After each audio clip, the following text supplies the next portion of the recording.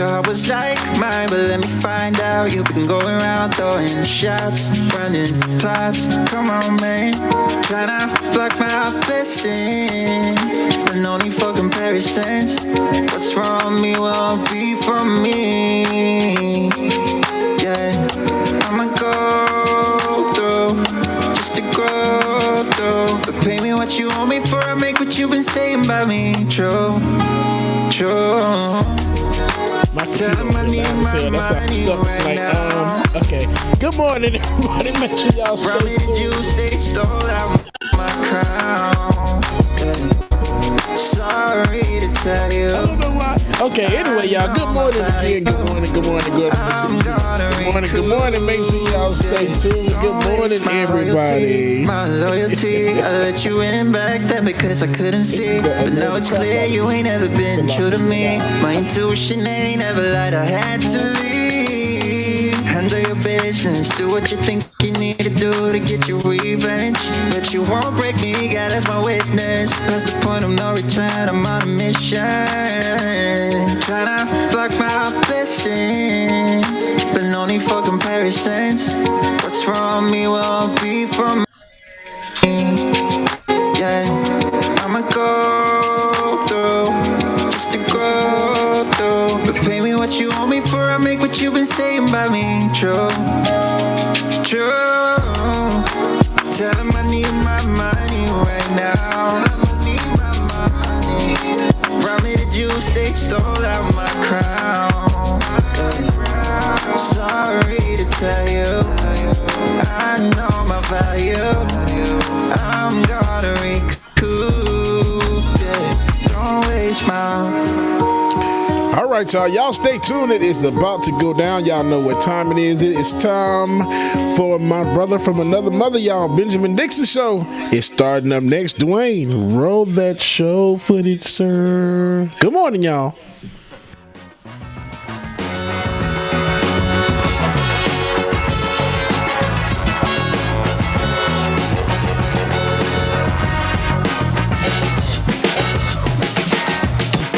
The Benjamin Dixon Show is only possible with listener support. Go to www.patreon.com/The BPD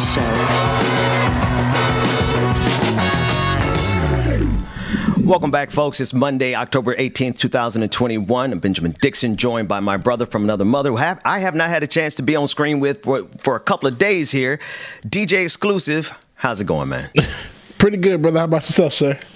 Doing good, man. I'm in a different location than normal. We're in the process of moving and all that stuff, man. It's been a long weekend, and I am running on nothing but, well, I won't give any energy drink a plug unless they run us a check, but I'm running on some energy drinks and some caffeine to make it through today's show, but I digress, man. Thank y'all for holding it down last week for me, man. It was a beautiful thing, man.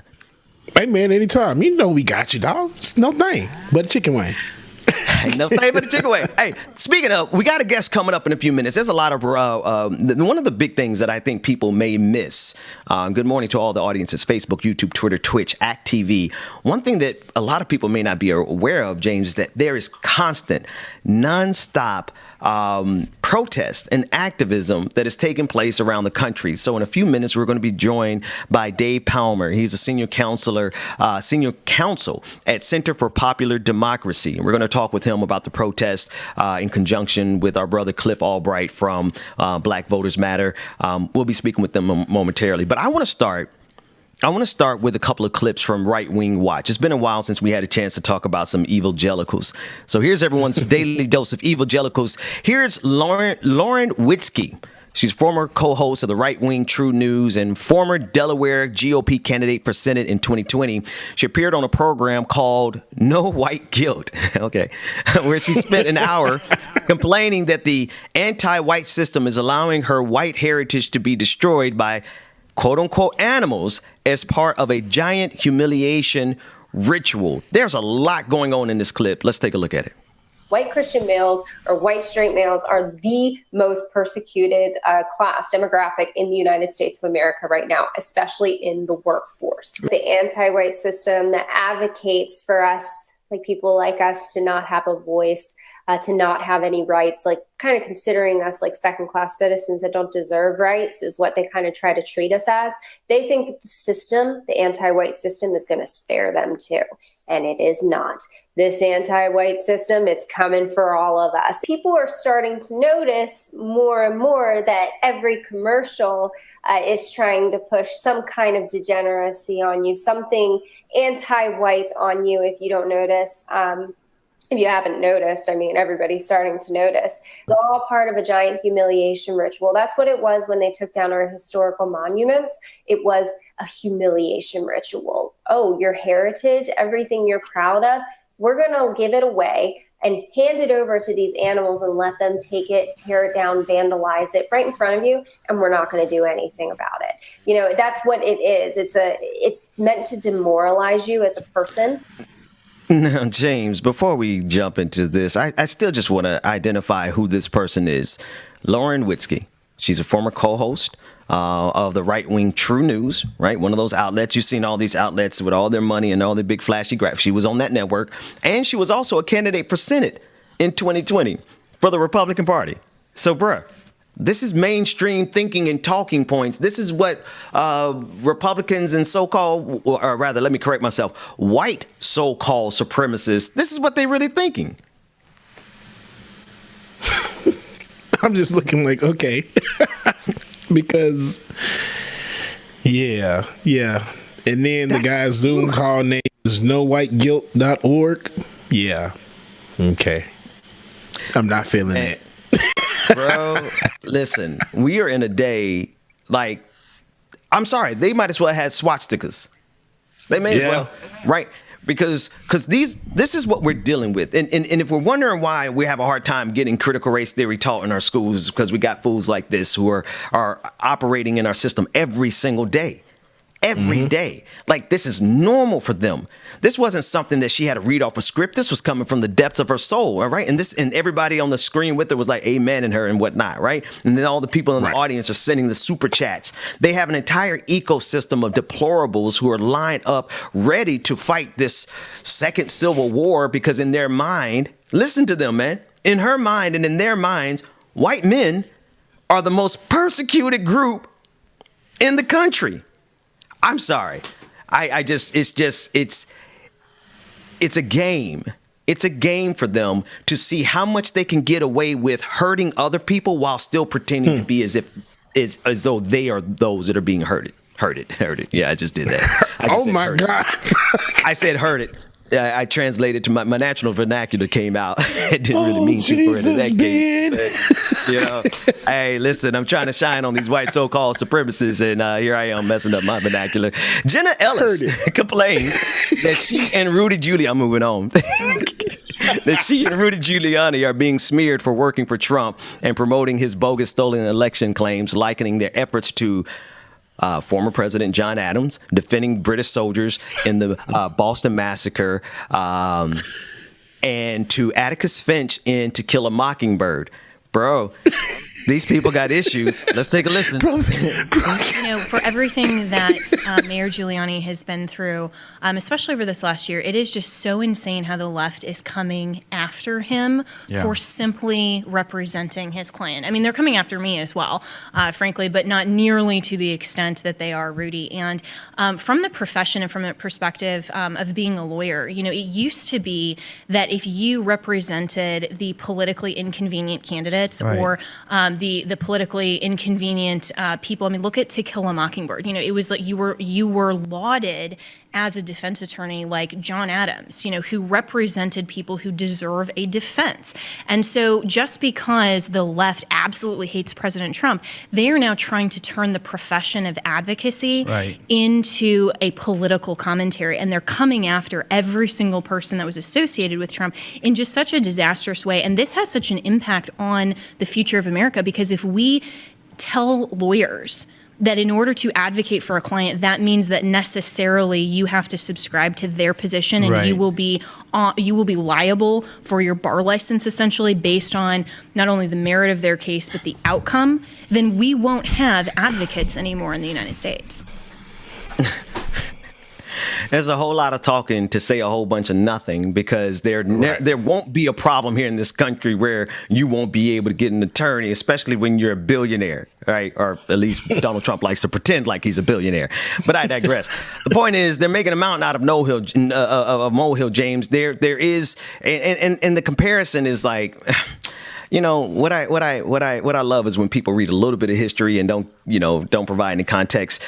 John Adams did represent a couple of British soldiers in the aftermath of the Boston massacre, and he did put it up as a statement of how noble it was for him as a colonizer, as a colonial, for him to stand up against the colonial power. Right? I'm sorry.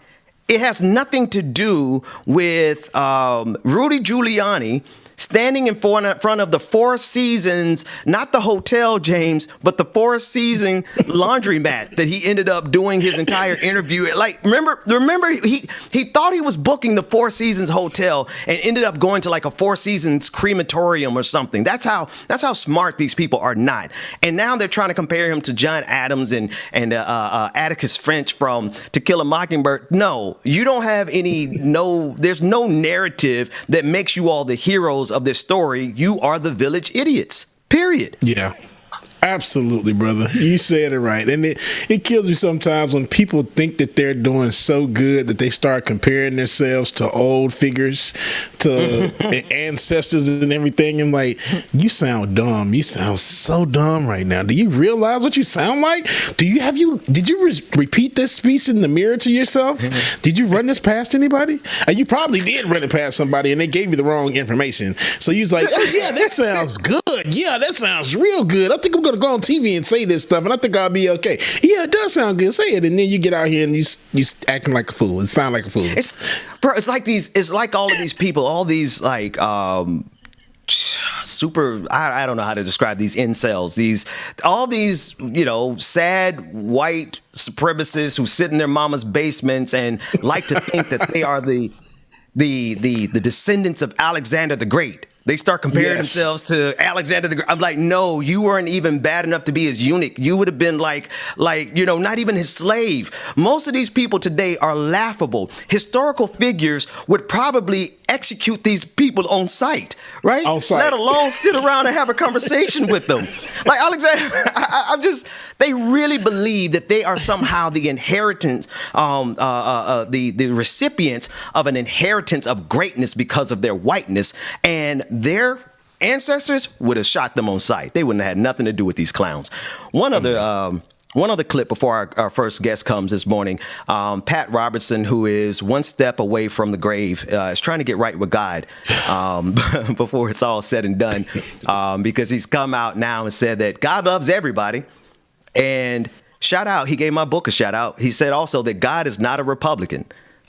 He wasn't talking about my book, but I have a book by the same title. It's on a couple of websites. But let's play the clip before I do some more selfish, shameless plugs. Let's run the clip.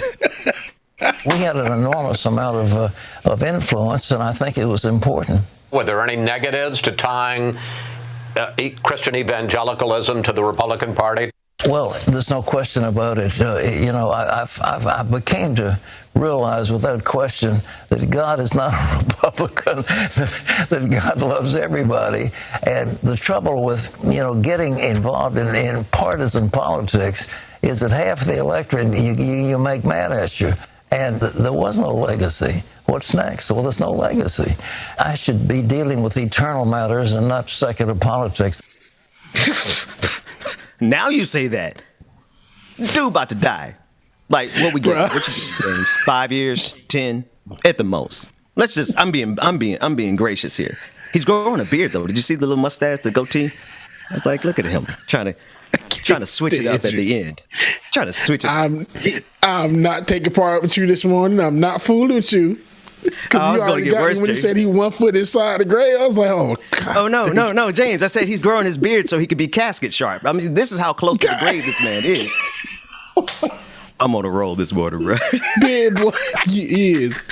Yeah, he's looking like the crypt keeper these days. He's looking pretty good. He's pulling it together. The Crypt Keeper got a beard, and he's having a mea culpa, man. He's like, I should not have gotten involved in this petty partisan politics. What I should have done was kept my eyes on things eternal. All the while, he's been one of the biggest banes of our existence in trying to get basic things for humanity. Absolutely. Yep. Man, I know God's, depending on what you believe and what you don't believe, whatever, I know God's grace is sufficient, but sometimes, man, sometimes I wish these folks would just go exactly where they belong. That's it. Y'all pray for me, man. I done left my little house in Atlanta and we on the move, and I don't know. I don't have any patience for these clowns no more, James. It's what it is, bro. Hey. It's okay. It's understandable. Sometimes you just got to do what you got to do, brother. It's okay. Man, if I told the truth about what I really thought about these people, I think I would be canceled. But we'll see. I got one last clip before we get to our first guest.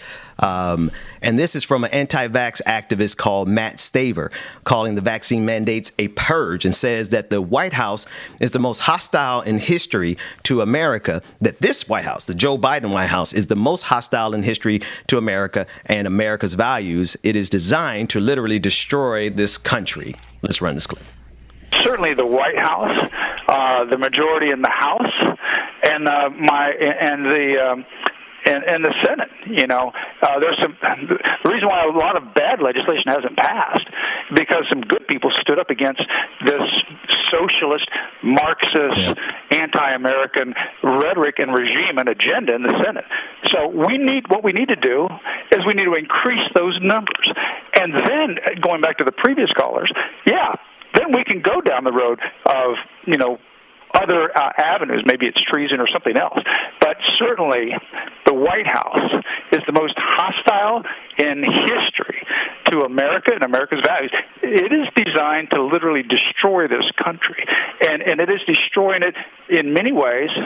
But these four shots, don't underestimate what they're doing. This is a purge. It is a purge of people from all these sectors that ideologically don't agree with this administration. He said it. He said it. Ben, he said it. We all heard what he just said, right? You heard the same thing that I heard? I heard the same thing you heard, brother. I heard the same thing that you heard. Getting a vaccine is the purge. Man, I've never seen people. So we're going to take a break. We're going to come back, and we're going to be speaking with Dave Palmer, and we're going to be speaking about the various protests that are happening around the country, particularly the one that just took place yesterday in New York. But James, bro, we are really dealing with a level of absurdity where I've never seen people so excited about running to their deaths. Like give me, run out into the cold and give me COVID-19. I'm thinking of a movie. I didn't land it. But the point is like I've never seen people so encouraged and so committed to their ignorance that they would be willing to die. I don't really care about him comparing it to the purge because that is the absurdity. What it is just one more data point in a massive amount of data set that shows us. That shows us that the Republican Party, they are 100% committed to maximizing the amount of people that die from COVID-19. James, take us to a quick break. When we come back, we're going to be joined by Dave Palmer, and we're going to be speaking about the actions that are taking place all around this country. The people are not sitting down. They're doing more than watching. They are acting. When we come back, we'll discuss that right after this. All right, good morning. I got an ice box. I guess coming up next, that y'all stay tuned. Good morning, everybody. Came from the trenches, they ain't showing us no love. Now I don't have any music in my ear. That feels great. All right, everybody, make sure that y'all stay tuned. Stay tuned. We have our guest coming up next, man. Shout out everybody this morning. Good morning, everybody on Twitter, Twitch, Facebook, YouTube. Where are you streaming from? Good morning, Lily. Good morning. What the dragon? What's going on? KFC. Brenda, good morning. Just on hood, baby, with some issues. Hood, baby, from the struggle. Good morning, Daddy. Good morning. Good morning, the podcast. What's going on? Shout out, brother Chuck D. Tiger. Susan, what's going on? Emily French, Shay, Dragon Bane, what's going on, y'all? Good morning. Savage Sweetheart. What's going on, sister? Love you, mean it. Either they love me or I'm a target. Cause I told me you flawless. I've been busy and picking up when you callin'. And on purpose, I hate the fact when you talking. But anything that you need, dog, I got you, I mean that. All this pressure make it hard not to relapse. The progression make it hard for me to relax. Baby, you know it, I'ma leave that. Dogs need hoes, step it up, I gotta be that. Cause life's all crazy. Project Red for good morning. Jeremiah Safe for good morning. It's pop, snap, crackle, and pop. But I'll Savage Sweetheart because it's talking over music and talking in this mic and talking over everything at the same time. Good morning, y'all. Iris Jones, good morning. Anna Hart. I'm just glad we made it through. Baby, from the struggle, long time. All right, y'all. Y'all, welcome back to the screen. My brother from another mother, Benjamin Dixon, y'all. Welcome back. Joining us now is Dave Palmer. He's senior counsel at the Center for Popular Democracy and Action, and he's also the organizer of the Time to Deliver rally in Brooklyn, New York yesterday. Dave, thanks so much for joining us. How are you? I'm well. Thanks so much for having me. Appreciate it. The pleasure is ours. I want to run a couple of clips from the protest yesterday, but before we do that, could you tell us the purpose? Why were people out in the streets yesterday, and what message were they trying to send? Yeah, so I'm directing a coalition called the Fair Elections for New York Coalition, and we're focused, like the rest of the country, on passing the Freedom to Vote Act and the John Lewis Voter Rights Advancement Act. And we teamed up with other groups in New York who are, and there's overlap with these coalitions that are focused on the Build Back a Better agenda. And to deliver the same message to Chuck Schumer, we're kind of lucky to have the Senate Majority Leader as our senator. And so we see it as our duty to keep the pressure on there. He's an important player in getting these things done. And our message was, it's time to deliver. I believe that Chuck Schumer is actually trying to get this done. And sometimes when that's the case, you leave people alone. But this is too important. And you never know what's happening behind the scenes. You never know how hard someone is pushing. Right. And so we're going to be pushing until the end, until he delivers on both the Build Back Better agenda and the Freedom to Vote Act and John Lewis Voter Rights Advancement Act. No, I am a strong proponent of using the protest power to hold those people who are in power accountable. Even if it looks like they're doing what we want, like you said, we don't know what's going on behind the scenes. So thank you for keeping this pressure on. I want to run this first clip. It's of our friend Cliff Albright from Black Voters Matter. He was there yesterday. Let's take a listen into this clip. But this is challenging. It was challenging for me to be here because I come to you this morning from the state of Georgia. Well, 9 months ago in the state of Georgia, in November and January, we had massive turnout, historic turnout. Black voters came out in the midst of a pandemic, in the middle of the winter, and shocked the world in November, and then had the audacity to come back and do it again in January with not just one Senate seat, but 2 Senate seats. That's what gave Democrats power of both houses of Congress. In fact, that's what made Senator Schumer able to be majority leader. 9 months later, we're still waiting. So I had to come here today, along with all y'all, to deliver a message to Senator Schumer that it's time to deliver. Yes. And in order for him to deliver, he's got to be willing, and he's got to use all his force to end the filibuster. Freedom Vote Act has a lot of stuff that deals with voter access that we all need. Folks in New York want to have Election Day be a national holiday, right? Folks in New York want to have automatic voter registration, right? Folks in New York want to see campaign finance reform, right? And as Dr. King reminded us some time ago, he said we are all connected. Injustice anywhere is a threat to justice everywhere. And I'm going to extend his remarks a little bit and say voter suppression anywhere is a threat to our voting rights everywhere. We can't move on immigration. We can't move on climate. We can't move on education, on housing, and all the issues that we care about. We can't move until we've got a Congress that reflects the people. We can't get a Congress that reflects the people as long as voter suppression exists in any state. Now, listen, every time I hear that brother talk, I feel like we're going to church. Shout out to Cliff. And I just noticed the play on words here. 9 months in, it's time to deliver. I mean, really, what is the excuse? I mean, Cliff was hitting on all the points. We delivered November. We delivered in January. Why are we 9 months in? Because if I'm not mistaken, this is a longer amount of time than it took for Donald Trump and Paul Ryan to execute their tax breaks. And here we are. We've given Joe Biden everything. Talk to us about why 9 months later they need to go ahead and give birth to something for the people who did something for them. There's a couple reasons, I think. One is that the politics are not ideal. In New York, we're very familiar with what it means to have a Senate that's a 50-50 split, because here we had some rogue Democrats create their own operation and kind of thwart a bunch of policy agendas. In D.C., it's somewhat similar. You have a couple of moderates in the Senate that are kind of, making it a slow roll here, and there's no guarantee of victory. So Schumer is facing that. That's real. I also think, and I don't know if everyone agrees with me on this one, but I think Biden made a mistake by putting forward the Build Back Better agenda right now, because democracy is an emergency, and the wins that we might get on Build Back Better could be taken back if we have minority rule in this country very soon. I almost called you this morning to say you should have Charles Blow on instead of me. I don't know if you saw his piece in the Times yesterday. It said, "Last chance to save American democracy."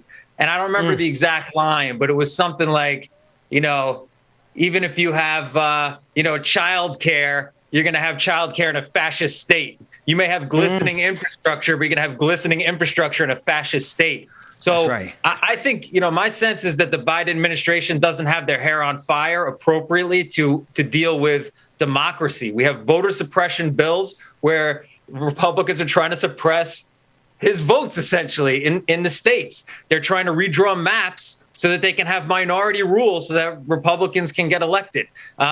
Big money has dominated our politics for a long time, and that's going to continue unless we do something about it. And then we all know about the big lie. And, that's kind of what's undergirding some of these attacks against democracy based on a false premise. And the Freedom to Vote Act would do something about that, too. So that this is not being prioritized and is taking this long is beyond me, but deeply unsettling, to say the least. Yeah. No, I have to read that piece by Charles Blow, his book, The Devil You Know, excellent book. And tell Charles to unblock me off of Twitter. That was back in 2016. That was a whole another lifetime ago. I'd love to have him on the show, actually. That said, let's play this next clip, because you had some powerful voices at the protest yesterday. Here is a clip of New York City public advocate Jermaine Williams at the same rally. We spent a whole summer in the streets. We didn't say build back the same. We said build back better. We will not return to normal. And so I get tired when I hear people say, let's go back to normal, going back to normal. Hell no. Normal didn't work for the majority of New Yorkers. It didn't work for the majority of Americans. We have to get back better than normal. Democrats, I've had a problem with y'all. I'm just going to be real about that. Democrats been part of the problem for a very long time. You told us if people like me said, let's get Democrats in office, if people like me would just say, Trump is really bad, so let's just get him out of office, things will be different. Now, for the past couple months, I ain't gonna lie, I seen Chuck in the right places. I see him saying, doing the right things and trying to push the right agenda. But I'm a basketball fan. The game is 48 minutes. You can play good for 30 minutes, 35 minutes. You could play excellent for 47 and a half minutes. But if you don't play well for the whole game, everything can go down the drain. If we spread it up, we coming down, we're in the last minute of the game. And Chuck, we're going to lose the game if you don't hit these free throws. I'm coming out today to say I appreciate the game you're playing, but hit them free throws or we're going to remember. Donald Trump could have gave us more of the same. I want the Democrats to give us better. That's when I put my name on the line. I got nothing, because they said it all. Help us to understand what we should be demanding in this moment and how the people who are watching this can actually help make that happen with their voices. Yeah. I love his analogy, and I've been throwing around another analogy. It's like if lawmaking were a card game, the majority leader has the best cards always, and they know what cards other players have. And so I think that was Jumani's point, is that, like, you got to go hard till the end. And that was my point earlier too. We don't know what it looks like on the inside sometimes, but we want to make sure that Schumer throws down his aces at the end of this, because if he comes home without it, that means it wasn't enough.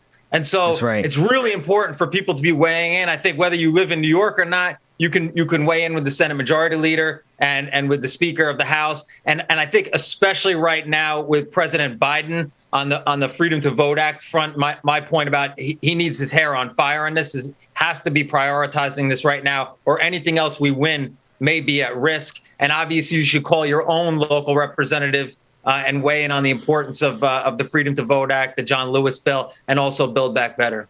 Those calls make a difference.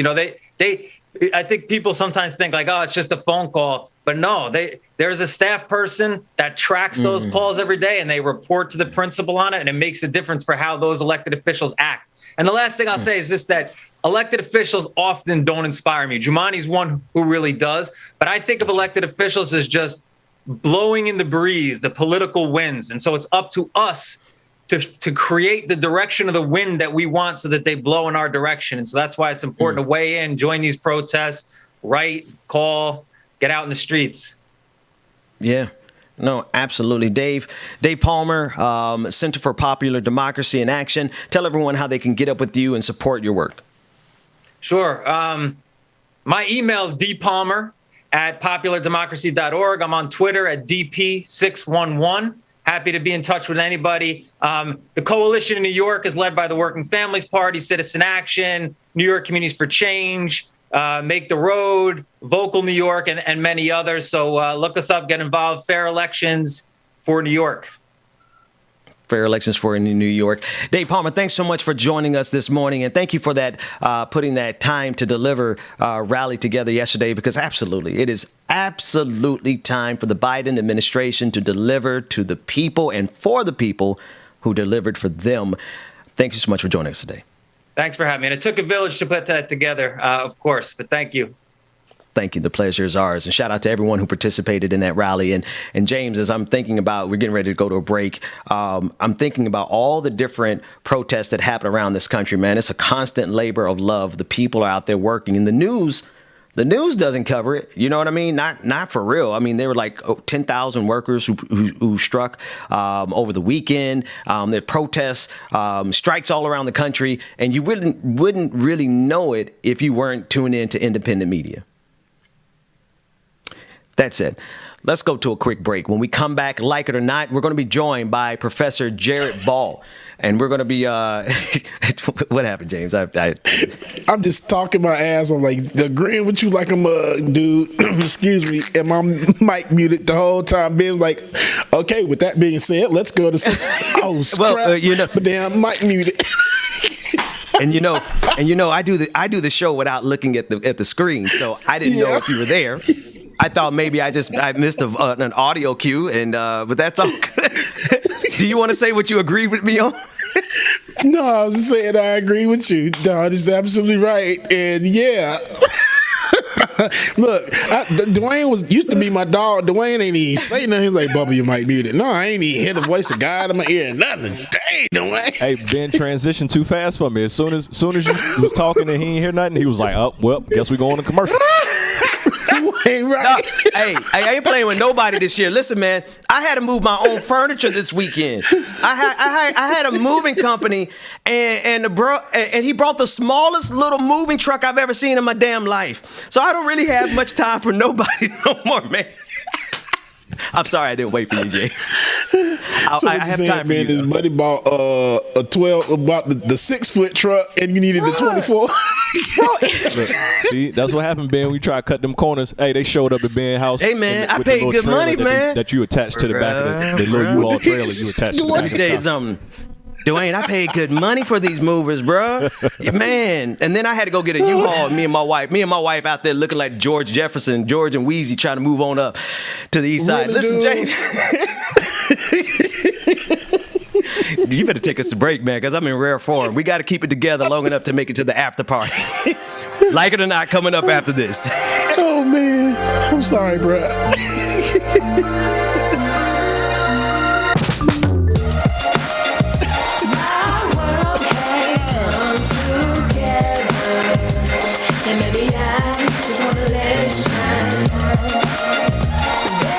All right, y'all make sure that y'all stay tuned. Make sure y'all stay tuned. Like it or not, it's starting next, y'all. Stay tuned.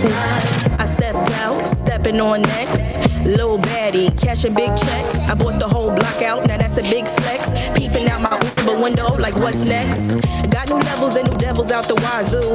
Ain't no worries, life gets better when you find you. Good morning, everybody. Good morning, Esther. And hide you until it's time to start anew.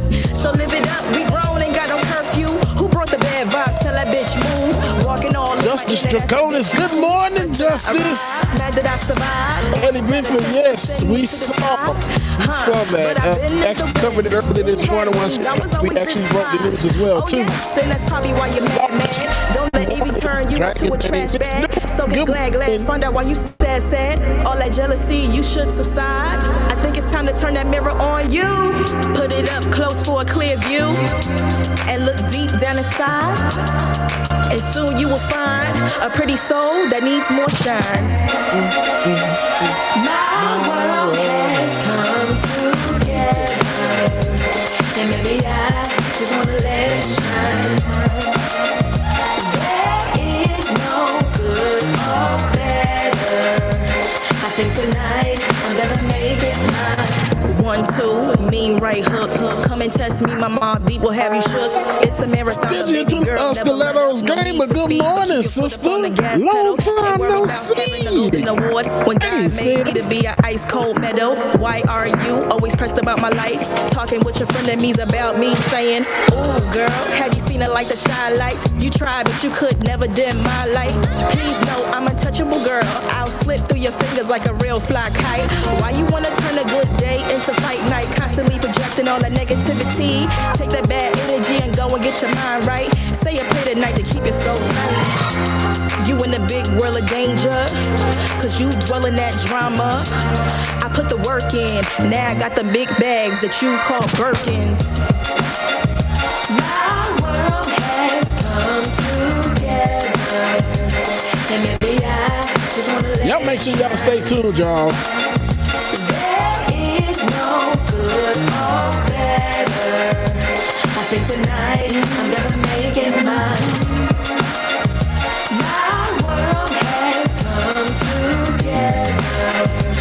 And maybe I just wanna let it shine. There is no good or better.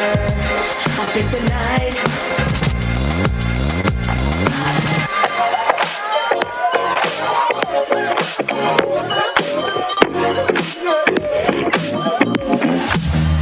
Got an appetite, let's bake ourselves a treat. What you've been mixing, serve it up the way you please. I love the way you shake, you stir, you heat, you squeeze. So thick, push up and butter me. Whoop that, push that, shake that, smack that, mix that, up that, marinate that. We don't need a recipe. Whip that cream, baby. Pour that sweet on me, baby. Wow. Shade up, we can cook up, we can syrup when we hook up, just you and me. All right, everybody, come and get your coffee, your tea, your drink, your beverage, that means you need. Like it or not, like 5,000 coming up next. Hey. It's almost ready, we've been craving this all week. Oh, baby, you want it, I got it. I'm hooked on you like phonics, gotta be honest, you're on it. Y'all make sure y'all stay tuned, y'all. We got more coming up next. Just a more coffee. We don't need a recipe. Whip that cream, baby. Pour that sweet on me, baby. Shade it, we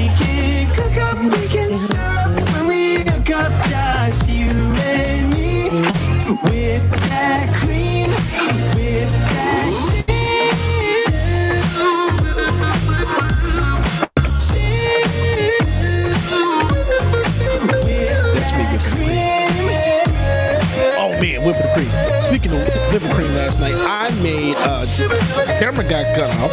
I made a Tuscan seafood pasta last night that was just absolutely freaking delicious. When I tell y'all I'm Superman in the kitchen, y'all just better watch out. Y'all better watch it, okay? Let me turn the value in my camera. I'll be right back.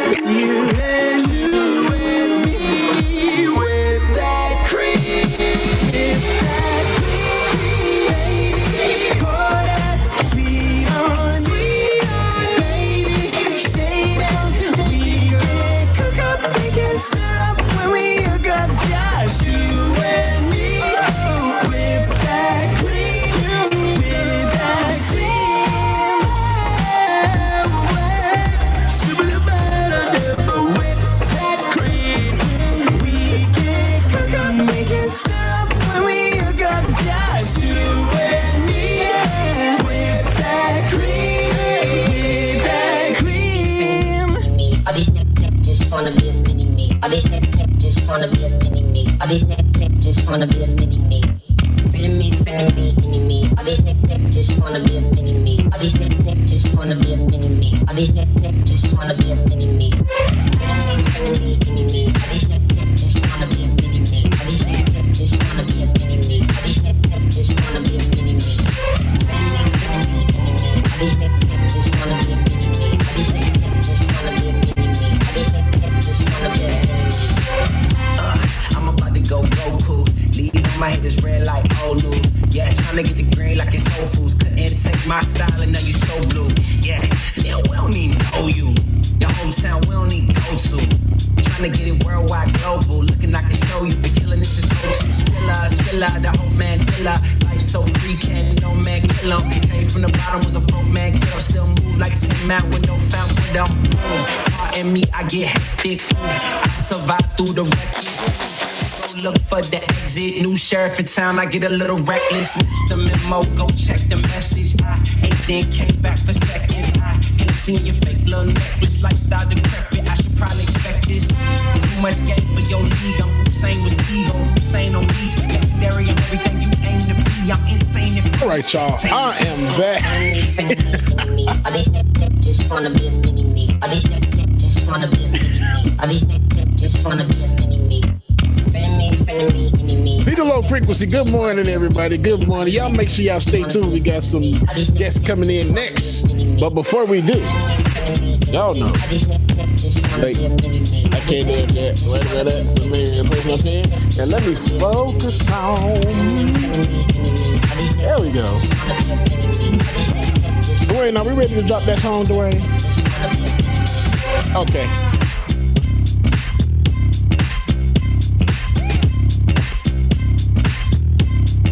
Good morning, Mama Gwen. Mama running late this morning. Good morning, Mother. Love y'all. Good morning, Q. I know you somewhere back there asleep. Good morning.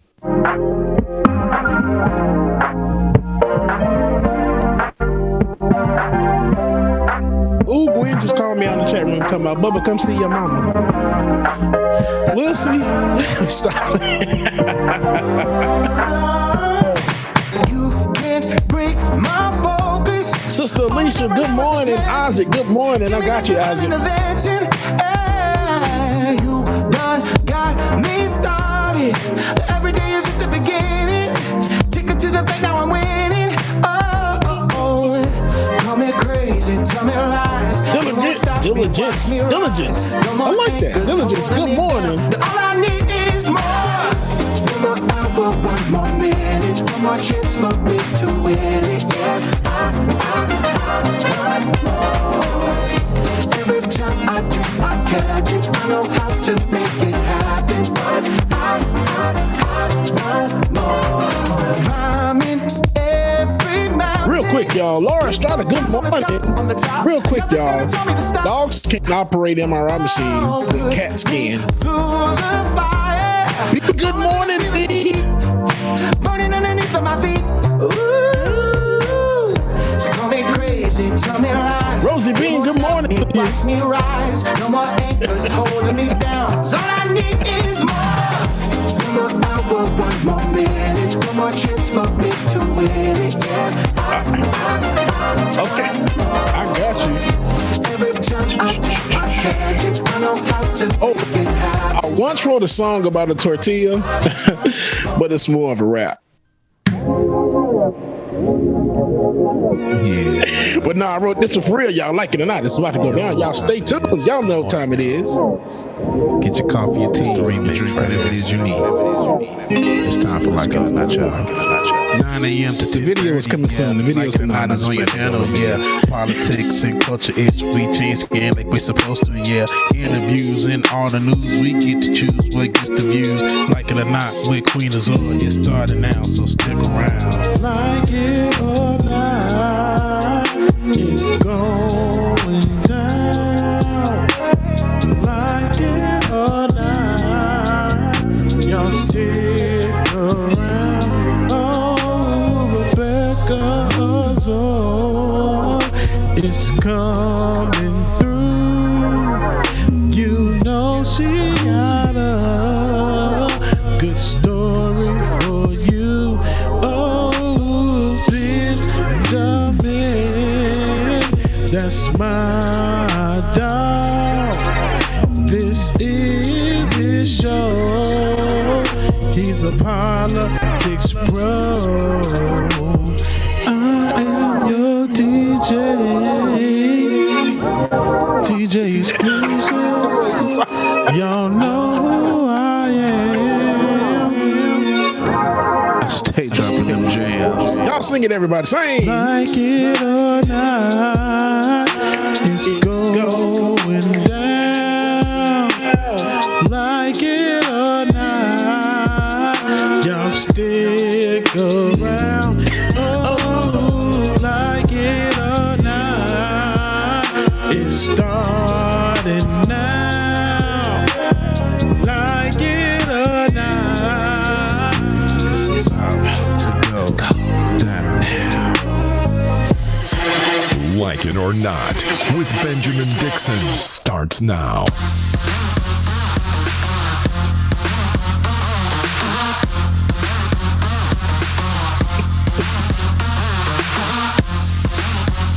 Good morning, good morning, good morning, everyone. Good morning and welcome to Like It or Not, where we're free to tell the truth and not care who doesn't like it. I was like, I wonder if he's going to do it for me today, because I know Rebecca's out today, and we haven't gone. I haven't been here in a week. Thank you, James. How you doing, man? I'm good, brother. How you doing?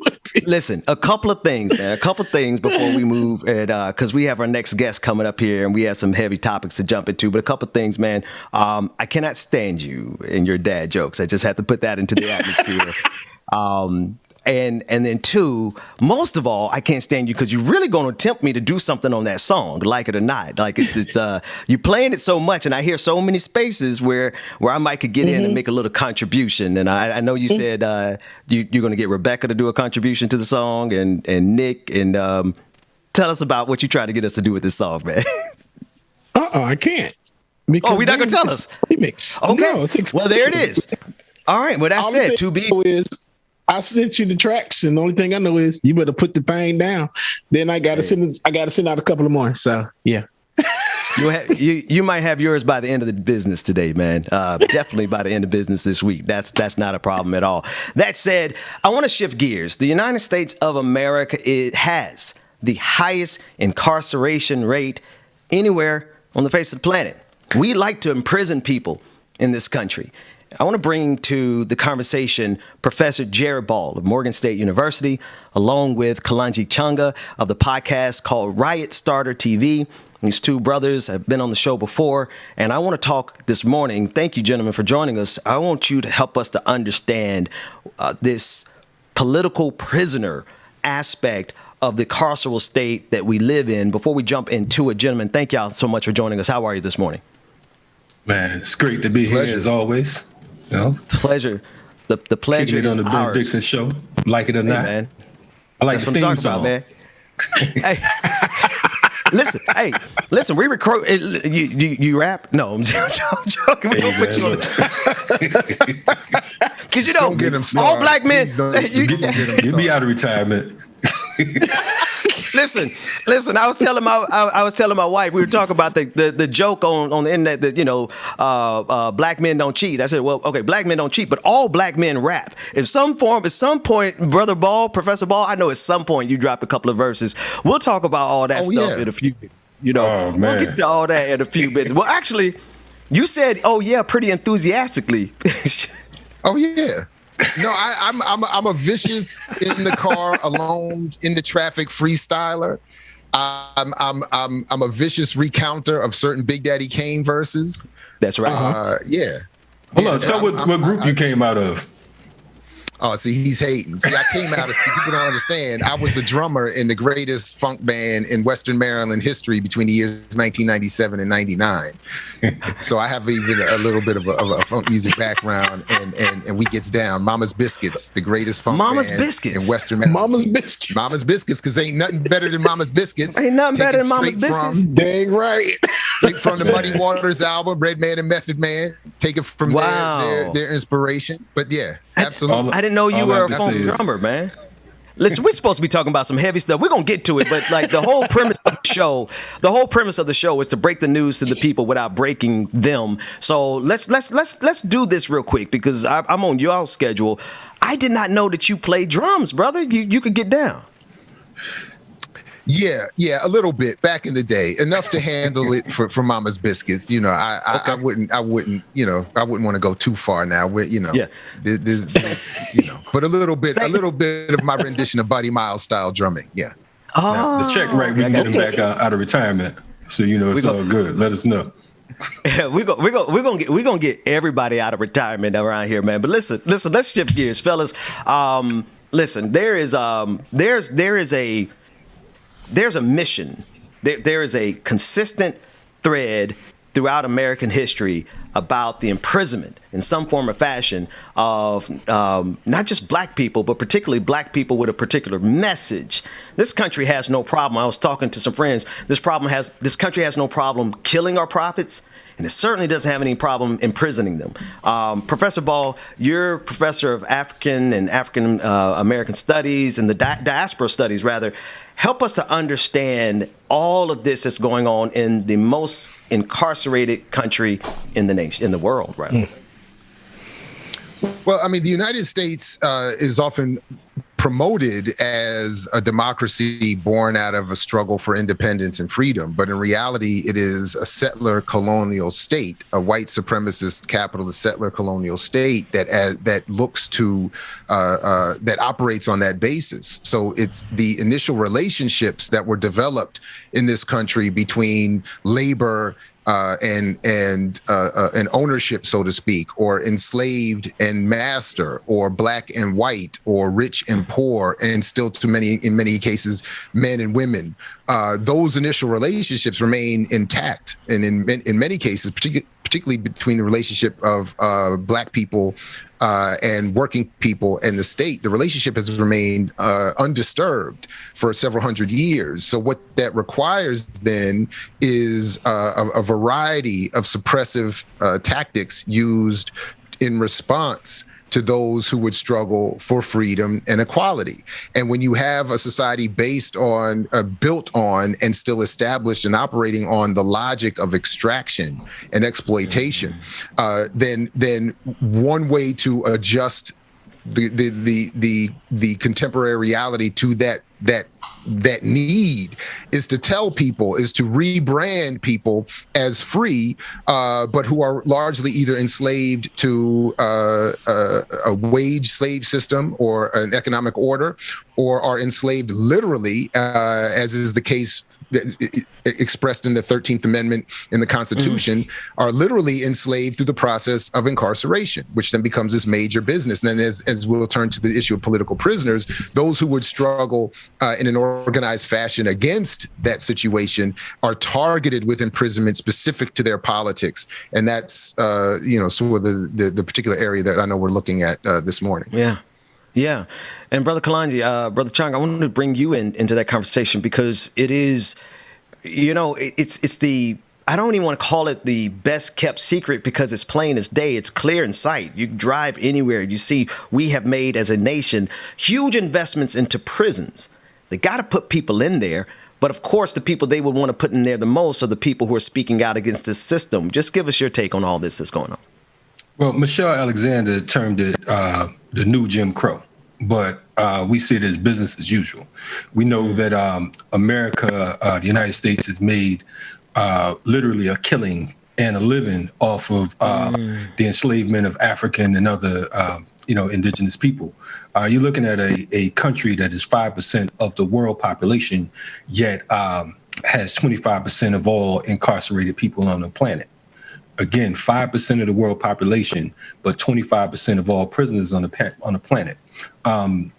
This country, it thrives off of war. It thrives off of enslavement. And those who choose to speak out against it, those who choose to stand in the forefront and shine a light on it, oftentimes are targeted, as Dr. Ball said.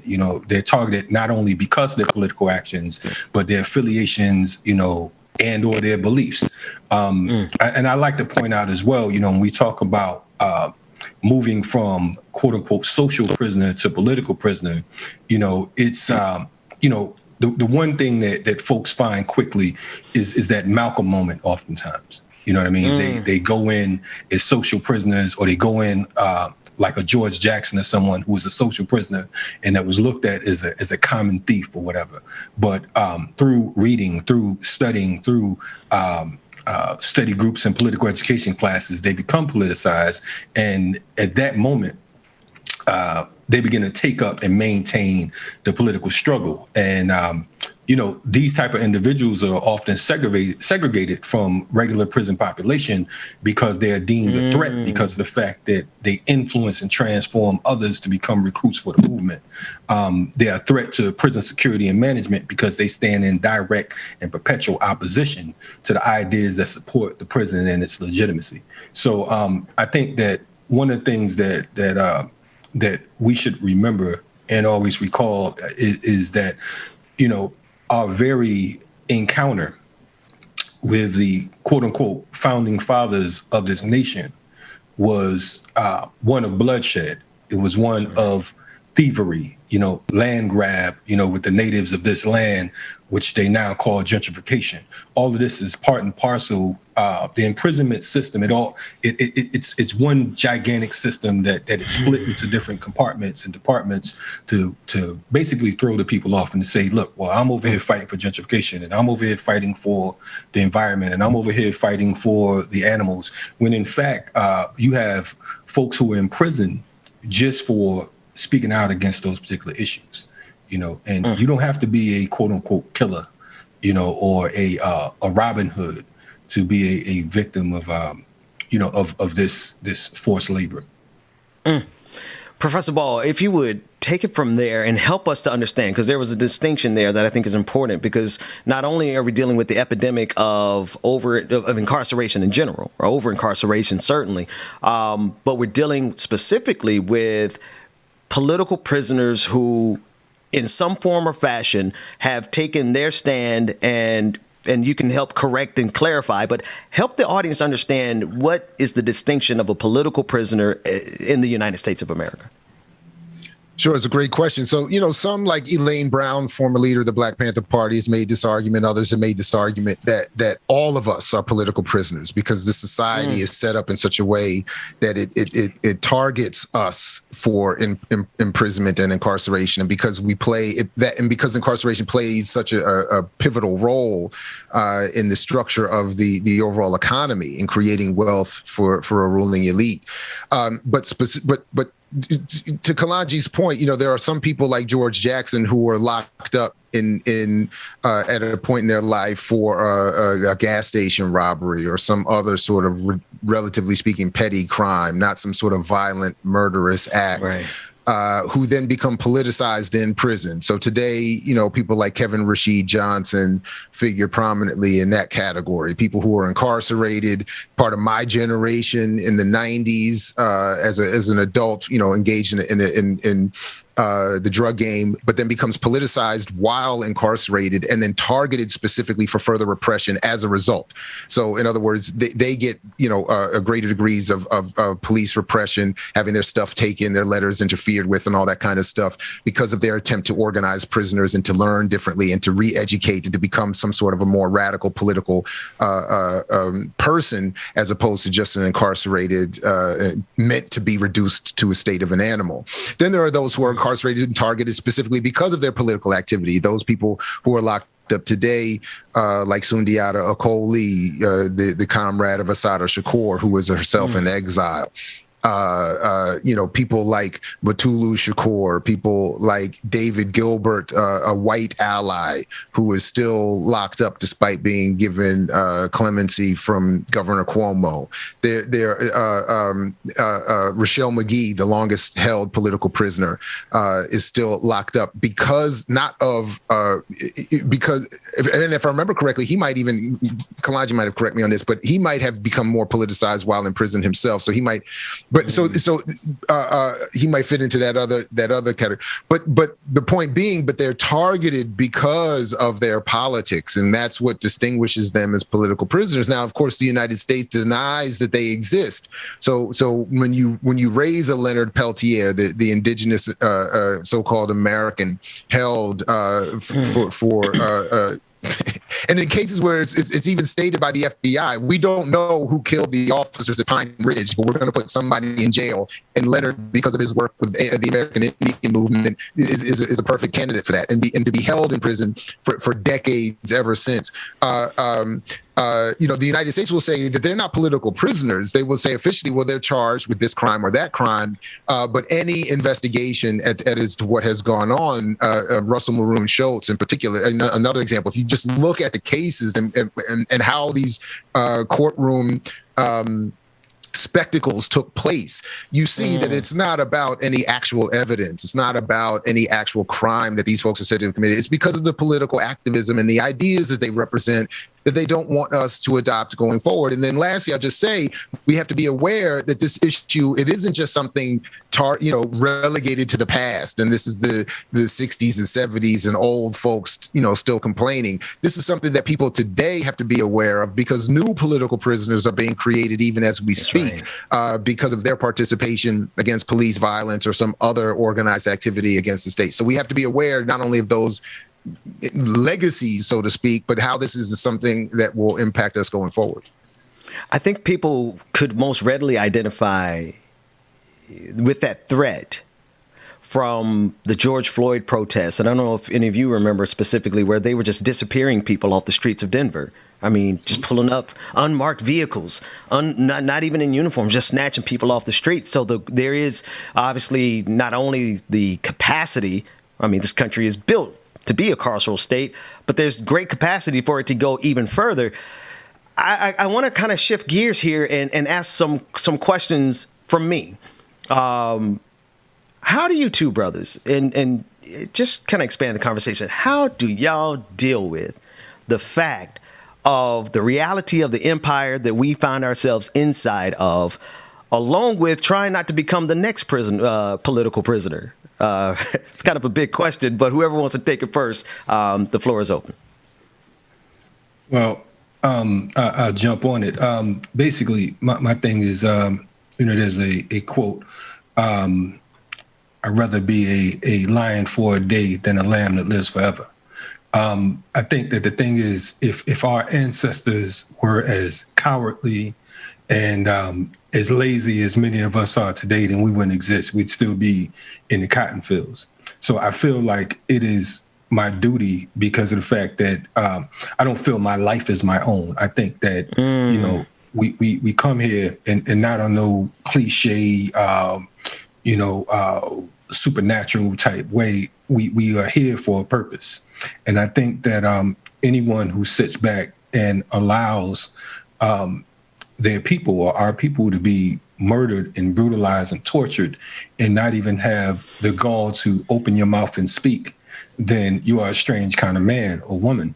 When we look at political prisoners, it's not about a crime. It's not about guilt or innocent. You look at folks like Mumia Abu-Jamal, who for all practical purposes was doing what you all are doing on the Ben Dixon Show. They're doing what we were doing on Black Power Media. Mumia was speaking out against the oppression in Philly. He spoke out against the attacks and brutal assaults on the MOVE organization. You know, he was a journalist. You know what I mean? And he was a great journalist. So the thing is, they had to snatch him off the street. Imam Jamil Al-Amin, formerly H. Rap Brown, here in Atlanta, he cleaned up the West End community.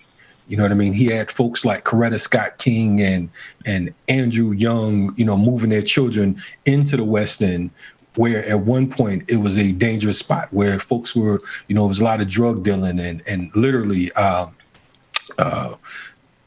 street organizations and quote unquote thugs cutting pigs open, letting it bleed into the street, raping women, disrespecting the community, violating. And he cleaned up that community. But the thing is, we have to remember that if we say that this is an incarceral state, if we say that this is a police state or a prison state, we have to remember that in order for police to exist, crime has to exist. You know what I mean? So when you come along and you messing up the game, you understand what I'm saying? Then it becomes problematic. You know what I mean? They don't really want us to stop crime, is what I hear you saying. I mean, it's like you stop crime, you know, folks lose jobs. You know what I mean? So they'd much rather you lose your lives and livelihoods and loved ones and so on and so forth than to compromise their check. That's what war is all about. There's always, you know, a war on crime, a war on drugs, a war on Syria, a war on Afghanistan, when ultimately it's a war on the black, brown, and other indigenous people. You know what I mean? Because of the fact that it's about capitalism and imperialism. In order for capitalism to exist, of course, someone has to be at the bottom serving and someone has to be at the top getting fat. And United States government has been getting fat from day one the hands of and bodies of us. You know, so you know, we have to remember that. Absolutely. Professor Ball, I don't know if you want to just jump in right there. Can I just add very quickly? I'm just going to say that sorry. No, go ahead. Sorry. Yeah, I just want to say that for me, you know, it's very, the point is very selfish. You know, there's nothing more, I fear nothing more than being imprisoned, other than being imprisoned and nobody being aware of or fighting for my freedom. So if we want to support political struggle, then we have to be willing to support those who get incarcerated, because it could become any one of us. And again, I cannot imagine the brief times I've spent in the hands of the state. You know, the idea that no one would be fighting for my freedom every second of the day would be terrifying. So I think it's important that we try to not only Brother Ball, fight for those who are still incarcerated, but remember that they were incarcerated or are incarcerated for a set of ideas. Yeah, sorry. That's right. Yeah. No, I was just jumping in there because your signal, you're saying I can make out what you're saying, but your signal's kind of jammed up there. I want to give it a second to cycle through. But I hear what you guys are saying. So as we talk as people are listening, as people are at home listening, because there's and you could testify to this way better than me. There is a huge veil of separation in terms of black politics in this country as it pertains to what we cling to and champion, right? When it comes to just your standard black politics, misleadership class, if you want to call it that, ain't nobody out there really talking about our political prisoners, right? So I feel like there's a veil, and perhaps that veil could be fear, ignorance, whatever it is. Help us to understand how we get the people to realize that if it's happening to anybody, then we definitely could be next. Listen, like they said, believe it, when they was talking about the Nazis and the Jews, they talked about how if they come for me in the night, they'll come for you in the day. And I think that, you know, for the most part, most black folks have relatives who are incarcerated or know someone that's incarcerated. The unfortunate thing is, you know, out of sight, out of mind. You know, it's free such and such for a few minutes, and then they forget all about it. My position is for folks who talk about reparations, because I know that's a big issue now.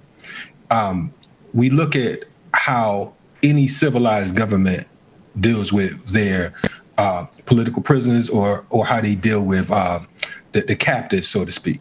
no deals can be negotiated until you up those political prisoners. They want their comrades back first.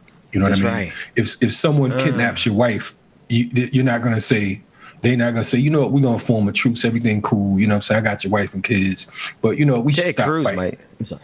I'm sorry. Exactly. I got out of pocket. Right. I got out of pocket. I'm sorry. Nah, it's all good. But you're not. You're not going to say, look, we're not shaking hands. We ain't hanging out. We ain't doing nothing until you give me my wife and kids back. That's how we have to look at this thing about political prisoners. We have to take it personal. And the fact that we're not taking it personal is why many of our political prisoners languish and ultimately die in those gulags. You look at folks like Sundiata Kohli, who is 84 years old. He just got another 3-year hit, meaning that they denied him parole. He's 84 years old, a former NASA employee, NASA, right? I mean, a very, very brilliant man, you know, but yet you have Sirhan Sirhan, who was just granted parole. He assassinated Robert Kennedy. You have John Hinckley Jr. Yes, I was just about to say. Yeah, right.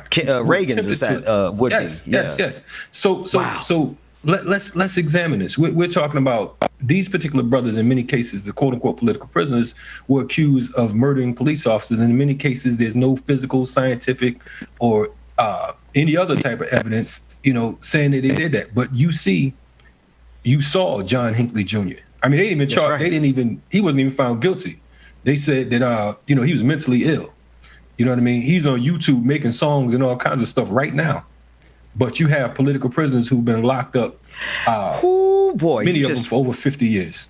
You know, you just put something together in my head that Professor Ball, I hope your microphone is back with us, because what Brother Changa just said right there, this country will release the assassins of their own emperor, their own president, before they will release black people. But that reminds me of what happened on January 6th. They will burn this whole country down on behalf of their white supremacy before they do a damn thing for black people.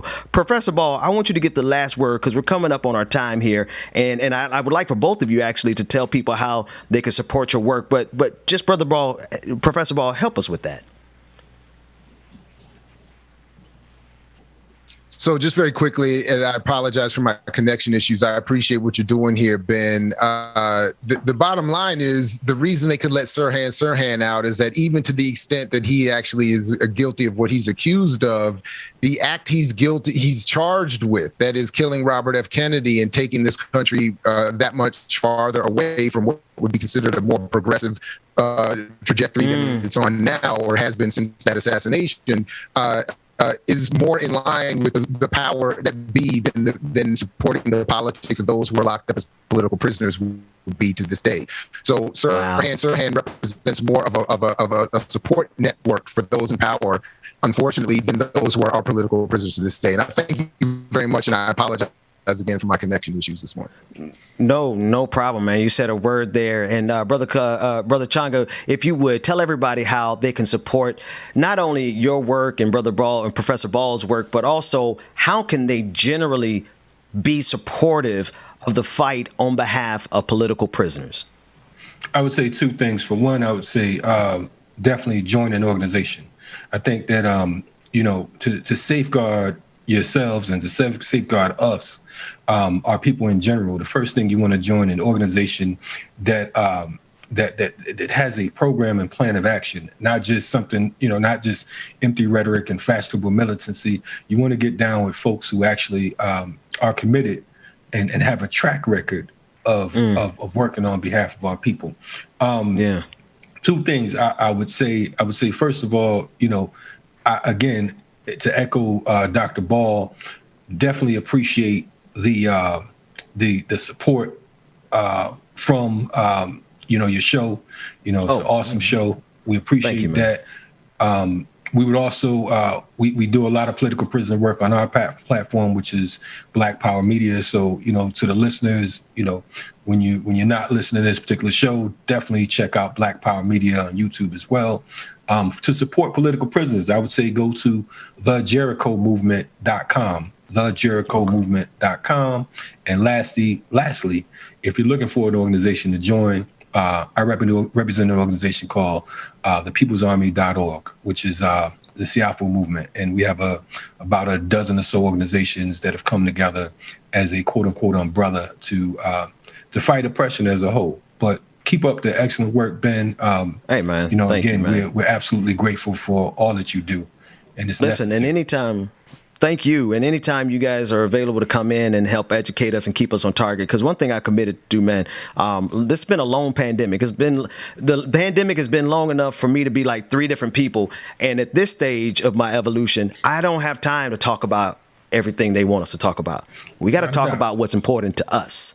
And that's first, like it or not. Gentlemen, thank you so much for joining us this morning. DJ Exclusive, I'm going to call to Audible here. If you're ready, let's get ready to take it to the after party, man. Rebecca Zor is not with us today, and we're in the last 10 minutes here. We're going to take it to the after party. If you are a patron, patreon.com/like it or not to get access to it. Go over to Black Power Media. And good morning to everyone over there who's streaming the simulcast. Thank you for watching and supporting Brother Ball and Brother Changa. Shout out to you all. Everybody, patreon.com/like it or not if you want to get access to the after party. If not, that's all I got. James, it's in your hands.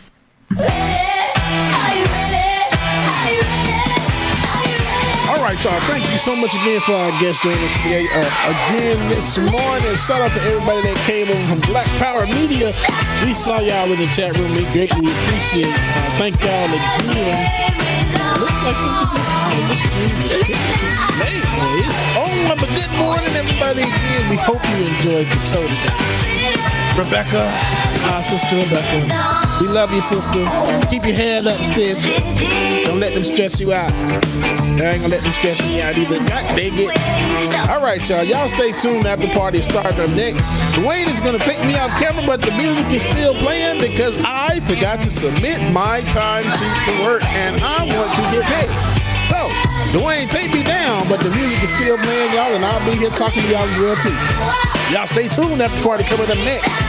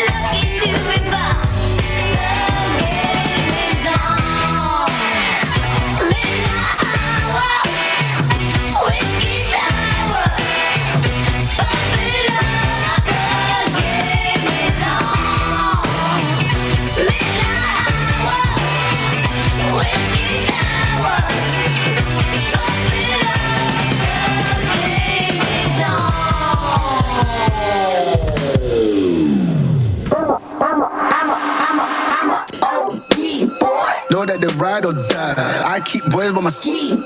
Know that they ride or die. I keep boys by my side. Day we hustle, but the night we. Know that they ride or die.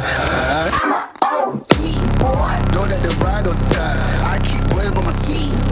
Know that they ride or die. I keep boys by my side. Day we hustle, but the night we. Boys by my side. Know that they ride or die. My name came up a lot of sounds, more when I was not around. Certain people that I know, they ain't no longer about. My name came up a lot of sounds, more when I was not around. Certain people that I know, hey, I actually think no is the public stream still? Oh, never mind. I'm just having a lot of trouble with the stream right now. Good morning, y'all. Y'all stay cool. They ain't no longer about. My name came up a lot of sounds, more when I was not around. Certain people that I know, they ain't no longer about. I'm an OG boy. Know that they ride or die. I keep boys by my side. Know that they ride or die. I keep boys by my side. OG boy. Day we hustle, but the night we. OG boy. Know that they ride or die.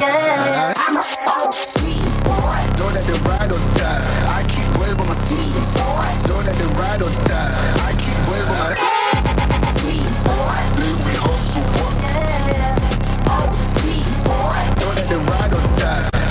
Cold, these brothers my guys, know that they fly. Know that they fly, know that they ride or die. Cold, these brothers my guys, know that they fly. Know that they fly, know that they ride or die. CJ Ike, they ain't no longer a bar. They ain't no longer a bar. They ain't no longer a bar. CJ Ike, they ain't no longer a bar.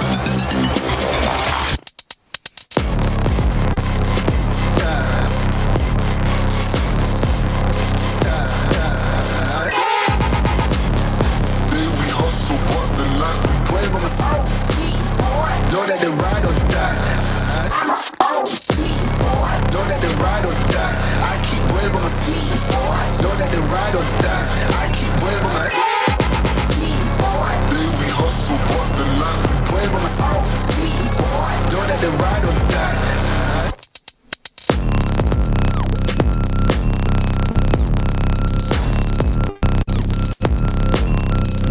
All right, we can go ahead and go now. I'm good to go. I'm sending the email right now, but I'm good to go.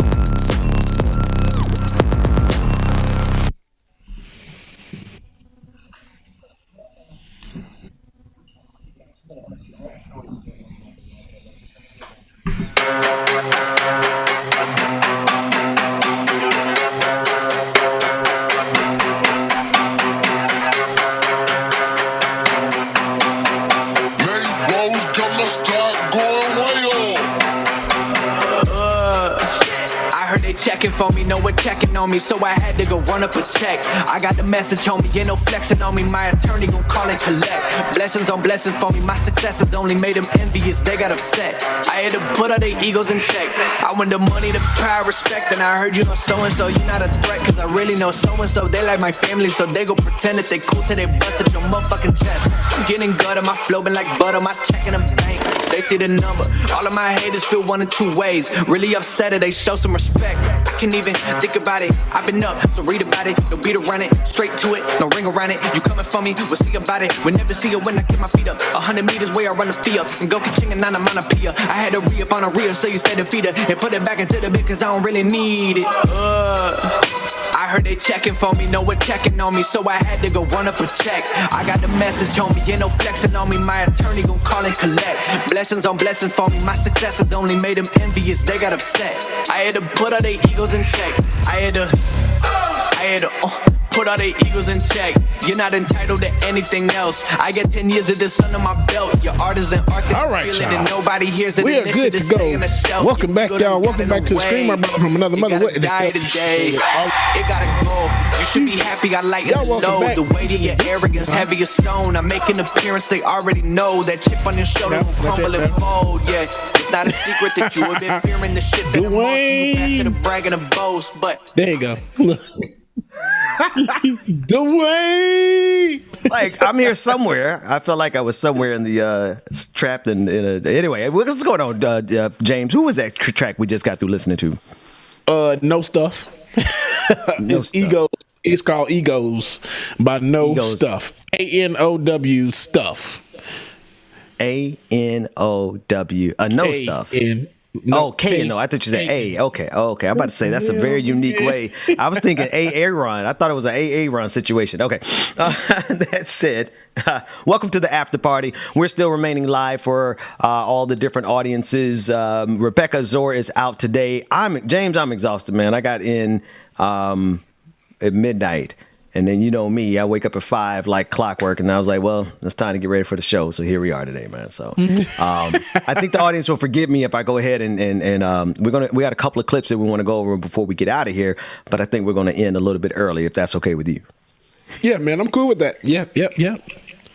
All right, let's go to line 5. This is the one story that I want us to cover before we get out of here, and it has if I can get my screen up properly, I want to talk about the. Hang on, it's going to take me a second. This is the after party, so I don't care how long it takes me to get there. All right. This is a story that you dropped, James, actually. There was a protest that was planned here in Georgia, and the students were suspended for just planning the protest. The black students in Georgia help me understand this story. I don't know all the details, but we have a clip. Yep, Rome, Georgia, actually, of course, where there are still a few cities and counties in Rome, Georgia, where, I mean, they just started segregating schools like maybe 5 to 10 years ago. 5 to 10 years ago, 2000s. They started integrating schools just 5 years ago. Thank you, not segregating. Yeah, integrating schools. I mean, I'm not worried about that part. I'm saying I'm not worried about that work. I'm talking about 5 years ago. Yeah, man. Some of these schools in some of these districts just started doing that. I remember hearing a couple of years ago that somebody's prom, they still had 2 proms. One that was an integrated prom and one was whites only. This is it's still a thing. Like, this is still legal and they're still doing it. So this story came across my Instagram over the weekend, and it's good to see some of our younger white kids that they feel some type of way about it, because here it is, they know that they were planning the protest, and here it is that they didn't get anything, nothing happened to them. Nothing at all happened to the white kids. Only the black kids were suspended for protesting. And the white kids are like, it just needs to stop, because here it is, they're able to wear Confederate flags and everything else and say all kind of stuff. They don't get anything done to them. Black kids do it. They get everything. Punishment, everything. Dwayne, roll that clip, Dwayne. That are out here right now. I didn't get all the African Americans that was up there. They suspended them. Didn't suspend me. They didn't suspend her either, and we both disrupted all the 8th grade classes. Yeah, what would you tell me about the white privilege? How do you feel about that? I feel that they gave the white people more privilege than they do the African American. They let them slide with more stuff than the African Americans get to. And so what are you all out here protesting to say? To say that they need to stop racism at the school, we're not allowed to walk around with a Black Lives Matter shirt on or LGBTQ flags, but kids can walk around with Confederate flags out here. Come on, somebody. All right. All right. Kids gonna be all right. Every now and then, man, I get a little bit of encouragement. I feel like the kids gonna be all right. Like, it's a shame, the situation, the fact that they have to be out here protesting these things in the year of our Lord 20 and 21, right? But at least there's some kids on the right side of it. Yeah, that's the thing I always say. Racism is it's almost learned. It is. Learned and it's taught, because here it is, I really think that some of our younger youth, a lot of them now have the mind to know of their own, have a mind of their own to know better and do better. But sometimes when you have parents that are just down your neck and is shoving it down your throat, of course they're going to get taught that. And at that age, the mind is a sponge for young kids, especially younger kids. So I'm just happy to see that some of these kids are not putting up with it. And I just hope that they go back and they tell their parents something. Because it's the parents. It's always the parents. As Mr. Wells used to say, I blame your mom and your daddy. blame your mom. I blame your parents. You ain't got no home training. Okay. You ain't got no home training. Okay? No home training. So I'm just hoping that something is done. But, these are just the kids. If the kids stay to walk out, do something, y'all make it happen. But it's going to be the parents that's going to be the problem. Always. And for those people who have no idea what me and James were just sharing a moment around, sir, our band director used to talk about our parents so bad when we messed up. He was like, I blame your parents. The reason you can't play you can't play trumpet because your mama sucks. Stuff like that. You can't march down the field because your daddy went home. Damn, man. Can't get your legs up to 90 degrees because your daddy abandoned you. Got abandonment issues. You can't think right because your mama dropped your ass on your head when you was a little baby. No kind of respect for the story. It's an important story. We love you guys, but this is a good jump off point. Right. What happens in the after party, even when it's public. But when I tell you that, man, no, it worked, because that's why we still the best damn band in the land. Shout out the Cookman College Marching Wildcats. God dang it.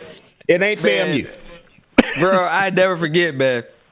Oh man, Wells used to jump on us so bad, but I'm not gonna lie. I was gonna lie and say, but we used to work extra hard because of Wells. But we worked extra hard because we just loved our craft so much so that I'm in tears over here this morning. I got to shift gears to one other story that I said we were going to skip, but I see that this is from my hometown. One of my hometowns. You know, I've lived everywhere, James. Boynton Beach, Florida. I lived in Boynton Beach for about 10 years. Don't ask about me. No, anyway, the first black woman, Latasha Clemens, to ever be a firefighter in Boynton Beach is suing the city after it depicted her as a white woman in a mural.